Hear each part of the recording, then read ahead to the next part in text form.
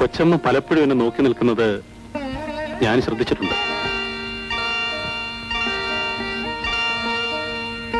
ആ മനസ്സ് എന്തിനാണ് തുടിക്കുന്നതെന്നും എനിക്കറിയാം. എല്ലാം കള്ളം. അനാവശ്യം പറയാതെ ഇവിടെ ഇറങ്ങി പോകുന്നുണ്ടോ? ഞാൻ പോയേക്കാം.